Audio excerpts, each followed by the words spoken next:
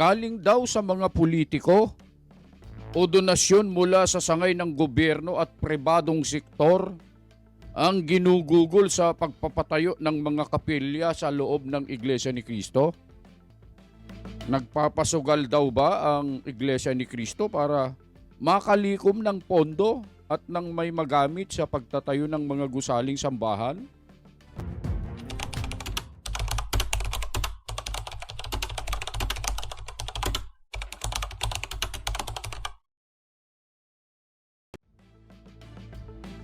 Ayun, good morning, good morning, good morning. Good morning po sa inyong lahat, mga kababayan at mga mahal po naming taga-subaybay.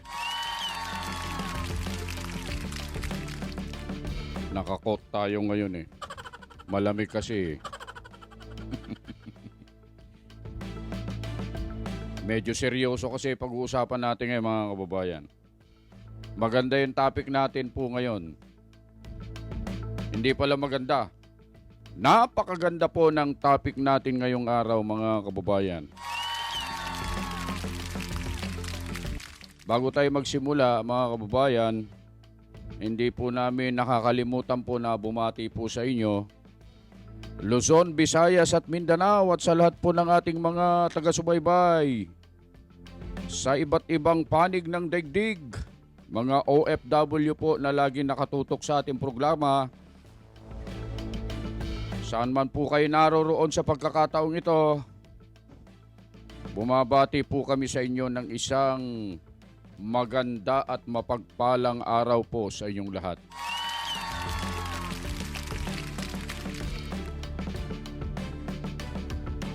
Ngayon po ay Hunyo 9, araw po ng Lunes, mga kababayan, 2025. Napakabilis po ang paglipas ng mga araw. Hindi natin namamalayan. Mamaya, lilipas na naman ang 2025, mga kababayan. Ayun, tulad ng nasabi namin kanina, mga mahal po naming taga-subaybay, maganda po yung ating topic ngayon. Meron po kaming isi-share po sa inyo na isang napakagandang topic. Lalo na po doon sa mga kababayan po namin na hindi pa po INC o kaya sila po ay nagsasaliksik. May mga katanungan po sila. Baka po sa pagkakataong ito, yung aming isi-share po sa inyo, mga kababayan, ay mataon din po sa inyong katanungan sapagkat napakaganda po ito. Kaya hinihiling po namin na pagtiyagaan nyo po kami subaybayan. Pero bago tayo magsimula, mga kababayan, tulad ng dati, batian portion muna tayo, mga kababayan. Medyo madami-dami ito. Babatiin natin. Katulad po ni Karokne Armeo. Ayun, shout out po kapatid na Just Vlog. Eto, happy viewing po from Metroville, Santa Rosa City, Laguna. Proud INC. Mula po kay ka Federico Comanguino. Watching from lokal ng Mabilos, distrito ng Aklan. Sabi ni ka Ellen Niledan 5918. Ito pa, hello po, happy watching po from local of Manama, Bahrain. Ka Nelia Recuerdo, ayun. Ka Josie Costo, good afternoon po Sir Just Vlog, more power to your content. Ayun. Ito, shout out po sa aking mga anak po sa lokal ng Apare, Cagayan East District. Watching here in Saudi Arabia, sabi ni ka Wing Serrano. Shout out po sa Diasis family sa lokal ng Lukban, Quezon. Sabi ni ka Troy Diasis. Sabi naman ni Kalim Heart TV. Pa-shout out po sa lokal ng Mambusaw, Manibad, Tumalalod. Watching from Taytay Rizal.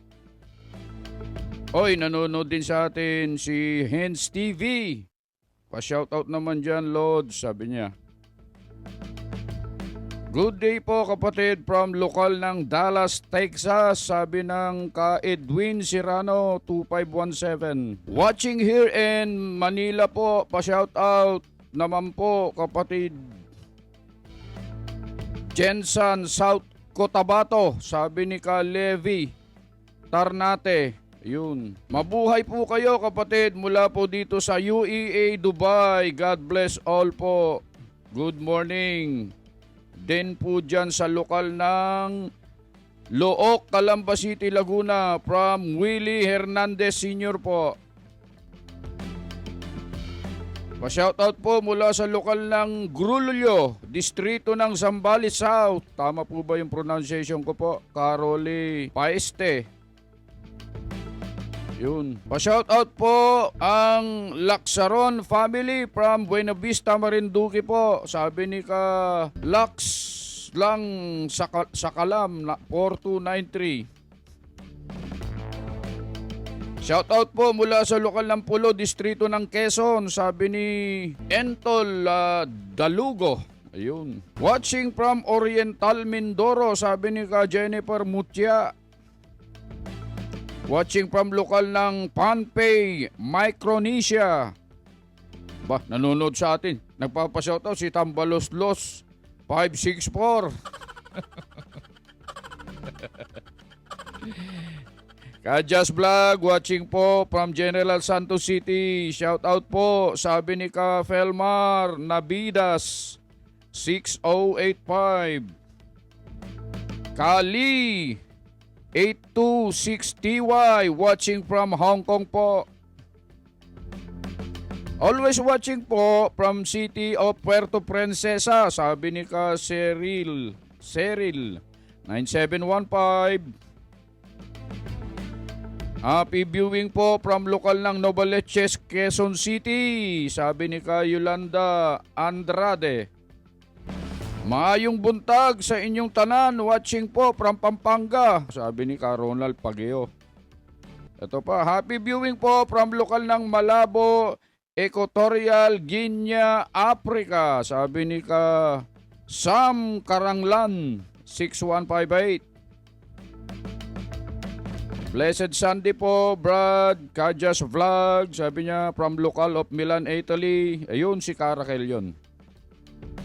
Lagi nanonood sa atin.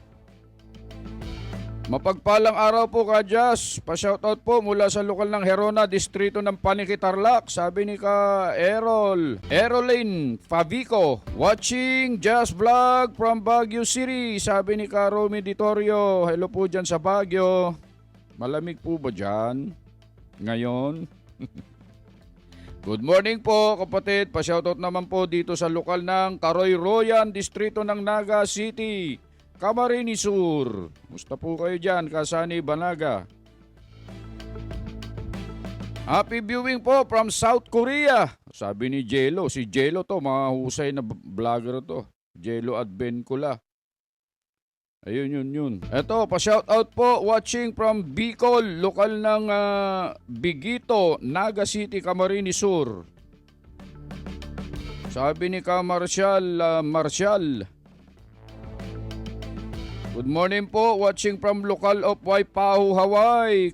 Sabi ni ka Josefina Morales. Pagtsagaan po natin to ha, mga kababayan po ha. Baka dito pa lang sa pag-shoutout namin, maano po kayo ha. Ayun, pa-shoutout naman po sa mga scan sa Rosebelt siguro to. Robelt o Rosebelt, Batan. Mula po kay Caruel Revilla, yun. Good po mula po sa lokal ng Dawis, distrito ng Bohol. Sabi ni ka Sara Cirilo, shoutout po dyan. Pa-shoutout po sa lokal ng Binondo. Sabi ni ka Ruben Salazar. Pa-shoutout po sa lokal ng Balituca, distrito ng Pampanga East. Sabi ni ka Ligaya Caicedo 9498. Happy anniversary po sa lokal ng Lokban, Quezon, 88th anniversary. Ayun, happy anniversary po dyan sa lokal po ng Lokban, Quezon. Sabi ni ka Troy Diasis, i-greet natin ng happy anniversary mga kababayan. Kanoni Vargas, salamat po. God bless you din po. Ayun, okay na. Natapos din. Tulad nga po ng sinabi namin kanina, baka po itong topic natin, episode natin ngayon sa ating programa ay makatulong po sa inyo sa inyong pagsasaliksik. Lalo na po dun sa mga kababayan namin na hindi pa po kaanib sa INC. May mga katanungan po kasi o kaya meron po kayong napapanood, naririnig, na sinasabi, nababasa, tungkol po doon sa mga nakikita nyo naman po siguro, yung mga gusaling sambahan po ng Iglesia ni Cristo. Napakaganda, ano po? Baka may mga naririnig po kayong mga kwentuhan dyan, mga napapanood kayo sa social media, na ganito sinasabi. Saan kumukuha ang Iglesia ni Cristo ng ginagastos sa pagtatayo ng mga gusaling sambahan? Yan ang mga ilan sa mga tanong na maaaring yun din ang katanungan po ninyo, mga kababayan, lalo na dun sa mga subscriber po namin na hindi po kaanib sa INC. At ito pa, totoo po ba ang sinasabi ng mga tumutiligsa at kaibayo natin sa pananampalataya na galing daw sa mga politiko o donasyon mula sa sangay ng gobyerno at pribadong sektor ang ginugugol sa pagpapatayo ng mga kapilya sa loob ng Iglesia ni Cristo? At eto pa, nagpapasugal daw ba ang Iglesia ni Cristo para makalikom ng pondo at nang may magamit sa pagtatayo ng mga gusaling sambahan? Ang mga katanungang ito, mga kababayan at mga mahal po naming taga-subaybay, ay sasagutin sa pamamagitan ng programang ito, at ito po ay hinalaw po natin sa INC TV sa programang Sa Kaalaman ng Lahat mula sa host na si kapatid na Ron Aranzazo. Pagtiyagaan po ninyo, mga kababayan, na panoorin po ang bidyong ito mula sa simula hanggang sa matapos para nang sa ganun ay maintindihan po natin at masagot yung mga katanungan po natin. Ito po yung video.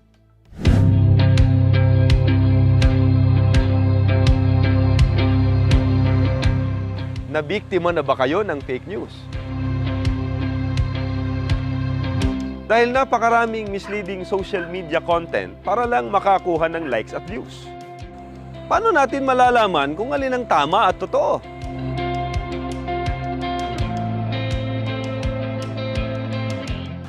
Yan ang ibabahagi po namin sa inyo sa Kaalaman ng Lahat.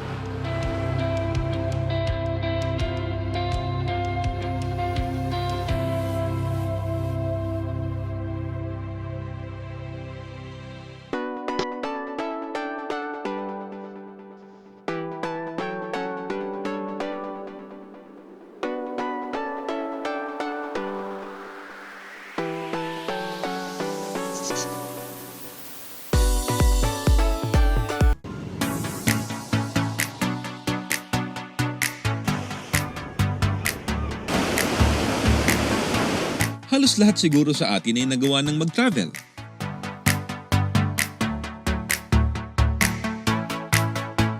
Tanong lang, minsan ba napapansin nyo ang mga gusaling sambahan ng Iglesia ni Cristo?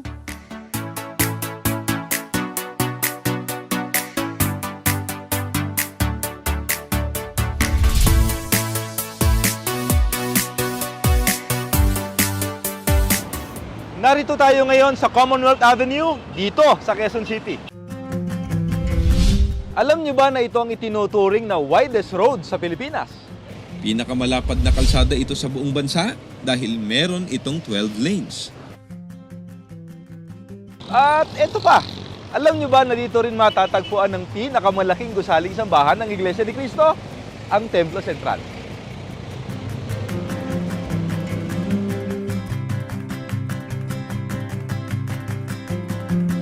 Mahigit sa 2 kilometro lamang mula sa Templo Central ay makikita naman ang gusaling sambahan ng Luzon Avenue.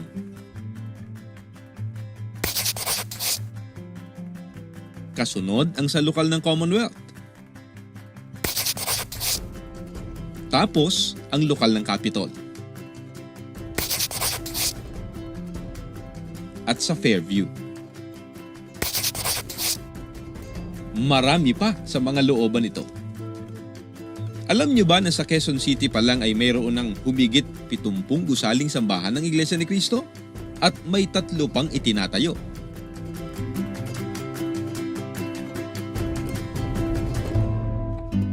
Mula sa Metro Manila hanggang sa malalayong bayan sa Mindanao, katulad ng katatapos lamang na proyekto dito sa Nabunturan, Davao de Oro, ay tuloy-tuloy ang pagtatayo ng mga gusaling sambahan. Ang mga gusaling sambahan ng Iglesia ni Cristo. Magaganda at malalaki. Unique din ang design. Makikita mo along the highway. Nasa syudad, nasa mga kabundukan, at maging sa isla. Kaya madalas, ganito ang reaksyon ng ating mga kababayan. Napapansin ko na napaka-pulido po yung paggawa ng kapilya ng iglesia. Yan ang number 1 na landmark. Talagang mabilis makikita yung lugar. Ito talaga ay it would stand the test of time. Kaya ganito yung standard. The structure will surely benefit occupants, benefit dun sa mga future generations. Share ko lamang po sa inyo. Sa nakaraang 15 years ng pangunguna sa Iglesia ni Cristo, ng Executive Minister, kapatid ni Eduardo V. Manalo, ay umabot na sa 4,010 ang mga gusaling sambahan ang naipatayo at naipagawa ng Iglesia ni Cristo sa iba't ibang panig ng mundo. Kung i-average, katumbas nito ay 267 mga gusaling sambahan ang natatapos sa bawat taon. Speaking of malalaking gusaling sambahan, malaking gastos yan. Bibili ka ng lupa, bibili ka ng materyales,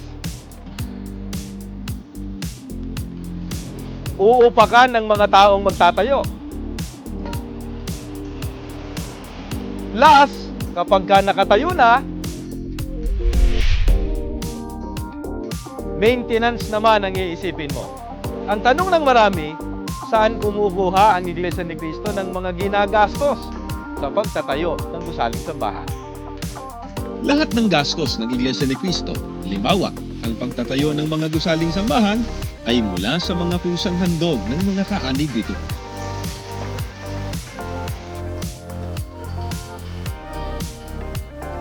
Hindi tumatanggap ang Iglesia ni Cristo ng donasyon mula sa alinmang sangay ng gobyerno at pribadong sektor. Hindi nagpapasugal para makalikom ng pondo.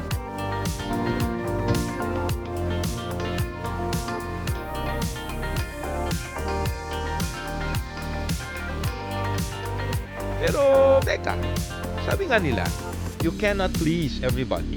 Sa kabila ng maraming humahanga, ay sabihin na nating may ilan.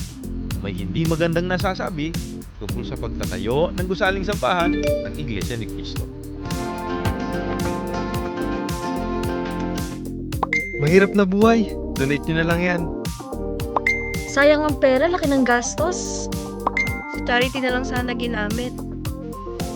Maraming salamat po sa inyong mga comment. Mabuti po ay pag-aralan natin sa kaalaman ng lahat.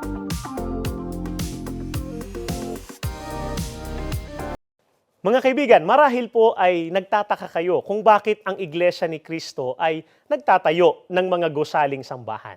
Sapagkat ito po ay utos ng Diyos na mababasa sa Biblia sa Hagay 1:8. Ito po ang utos. Magsiahon kayo sa bundok at mangagdala ng kahoy, at mangagtayo kayo ng bahay, at aking kalulugdan, at ako'y luluwalhati, sabi ng Panginoon. Napansin po ba ninyo ang sinasabi sa talatang aking binasa? Ang sabi po ay mangagtayo kayo ng bahay, nasa uring nag-aatas. Alin po ang tinutukoy na bahay dito sa talatang ating binasa na iniuutos ng Panginoong Diyos na itayo? yaong nagbibigay po sa kanya ng kaluwalhatian at ng kaluguran. Alin po yon, mga kaibigan? Ang templo o sa panahon natin ay gusaling sambahan. Mga kaibigan, hindi kami papayag na hindi po masusunod ang utos ng ating Panginoong Diyos. Masaya ang Diyos kapag ipinagtatayo siya ng maayos at ng magagandang gusaling sambahan. Kaya hindi sayang ang ginugugol na salapi sapagkat ito'y para sa kanyang kaluwalhatian at kasiyahan. Itinatanong ng iba, napakahirap na daw po ng buhay ngayon, bakit hindi na lang daw po gugulin sa pagtulong sa mahihirap ang mga ginugugol sa pagtatayo ng gusaling sambahan? Kinikilala po ng mga kaanib sa Iglesia ni Cristo na ang pagtulong sa kapwa, yan po'y kalooban ng ating Panginoong Diyos. Kaya ito po ay tinutupad na ng Iglesia ni Cristo noon pa. Ngunit hindi po nangangahulugan na dahil sa mahirap ang buhay, ay hindi nasusundin ang utos ng Panginoong Diyos na ipagtayo siya ng gusaling sambahan. Ito po ay parehong tinutupad ng Iglesia ni Cristo. Bakit mahalaga sa Diyos at maging sa kanyang mga hinirang ang gusaling sambahan? Pakinggan ninyo dito sa unang Hari 8:43. Ganito ang ating mababasa. Pakinggan ninyo siya buhat sa langit na inyong luklukan at ipagkaloob ang kanyang hinihiling. Sa gayon, makikilala ng lahat ng tao sa lupa ang inyong pangalan at sila'y sasamba sa inyo tulad ng Israel. Matatalos nilang ang pangalan ninyo'y sinasamba sa templong ito. Napakahalaga po sa Panginoong Diyos, mga kaibigan, at sa kanyang mga hinirang, ang mga gusaling sambahan. Dahil dito po makikilala ang pangalan ng Diyos. At sa dakong ito, sasambahin ng mga hinirang ang Panginoong Diyos. Ang pagtatayo ng gusaling sambahan, mga kaibigan, ay ginagawa ng Iglesia ni Cristo hindi po para makipagpaligsahan kanino man o kaya naman ay magyabang, kundi upang ipahayag po ang kaluwalhatian ng Panginoong Diyos. Sa panig po naming mga kaanib sa Iglesia ni Cristo, sinasampalatayanan po namin na sa dakong ito pakikinggan ng Panginoong Diyos ang panalangin ng kanyang mga lingkod. Gaya nga po ng nakasulat dito sa awit 138:2 at 3. Yuyuko akong paharap sa iyong banal na templo at pupurihin ko ang pangalan mo dahil sa iyong pag-ibig at katapatan, sapagkat higit sa lahat ng bagay, iyong dinakila ang iyong pangalan at ang iyong salita. Nang ako'y tumawag, tinugon mo ako, pinalakas mo ang loob ko at pinatatag ang aking puso. Sa mga gusaling sambahan, mga kaibigan, na isasagawa ng mga lingkod ng Diyos ang pagtawag sa Kanya. Dito rin po tinutugon ng Panginoong Diyos ang mga panalangin at dito ibinibigay ng Diyos ang pangangailangan ng Kanyang mga lingkod. Marahil po ay nagtataka kayo kung bakit merong mga kaanib sa Iglesia ni Cristo kahit na abala sila o kaya naman ay pagod sila, nakikita po natin na talagang pinupuntahan nila ang mga gusaling sambahan. Ito po ang dahilan, mga kaibigan, upang dito po sila tumawag at lumapit sa atin pong Panginoong Diyos. Pwedeng-pwede rin po kayo na pumasok at pumunta sa aming mga gusaling sambahan, lalo na sa mga oras ng pagsamba o sa mga oras ng pag-aaral ng mga salita ng Diyos. Magsabi lang kayo sa mga kapatid namin o sa mga ministro.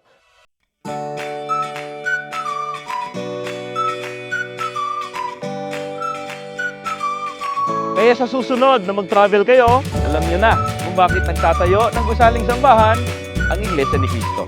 Sana ay nakadagdag ito sa kaalaman ng lahat.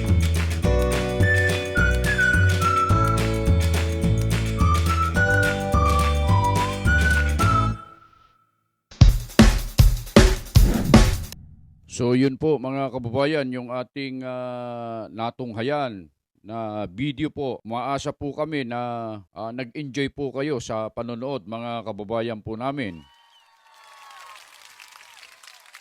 Nakita nyo po yung mga kapilya po sa loob ng Iglesia ni Cristo at dyan po napupunta yung aming mga handog sa loob po ng Iglesia ni Cristo. Siguro hindi ko na kailangang ipaliwanag yan, mga kababayan, sapagkat malinaw naman na po na narinig natin sa pamamagitan po ng pagtuturo. gusto ko rin po i-recap sa inyo doon sa video na napanood natin mga kababayan. Alam niyo po na mula po sa 15 taon ng makapangyarihang pangunguna ng kapatid na Eduardo V. Manalo sa loob ng Iglesia ni Cristo ay nakapagpatayo po ng 4,010 na mga gusaling sambahan po sa loob ng Iglesia ni Cristo po. Na kung kukunin mo yung porsyento niyan, sa loob po ng bawat taon, mga kababayan at mga mahal po naming taga-subaybay, ay nakapagpapatayo po ang Iglesia ni Cristo ng 267 na mga gusaling sambahan o mga kapilya taon-taon, mga kababayan. Yan po ay sa ilalim po ng makapangyarihang pamamahala po ng kapatid na Eduardo V. Manalo, mga kababayan. At lalo na po ngayon at mayroon na po tayong pangalawang tagapamahalang pangkalahatan na itinalaga bilang malakas na katuwang po ng pamamahala. Sinasamantala po natin ang pagkakataong ito na i-congratulate po ang kapatid na Angelo Eranio Manalo bilang pangalawang tagapamahalang pangkalahatan po sa loob ng Iglesia ni Cristo po. So mga kababayan at mga mahal po naming taga-subaybay, umaasa po kami na nag-enjoy po kayo at nagustuhan po ninyo yung aming ibinahaging topic at video sa pagkakataong ito. At kung kayo po may mga katanungan, may mga gusto kayong malaman, may mga kapatid po kami siguro sa malalapit sa inyong lugar o kaya mga nakikita nyo yung aming mga kapilya, pwede po kayong magpunta ron. Welcome po kayo. At magtanong kayo, magsaliksik po kayo tungkol po sa mga pangunahing aral na sinasampalatayanan ng Iglesia ni Cristo. At nandyan po yung mga ministro po namin na magpapaliwanag po sa inyo yung mga gumugulo sa inyong mga isipan at gusto po ninyong malinawan, mga kababayan. Ayun, at hanggang dito na lamang po ang aming maibabahagi po sa inyo, mga kababayan at mga mahal po naming taga-subaybay. Muli po, ang inyong lingkod, Just Vlog, ay muling bumabati sa inyo ng isang magandang araw, saan man po kayo naroroon. Lagi po kayong mag-iingat sa inyong paggawa.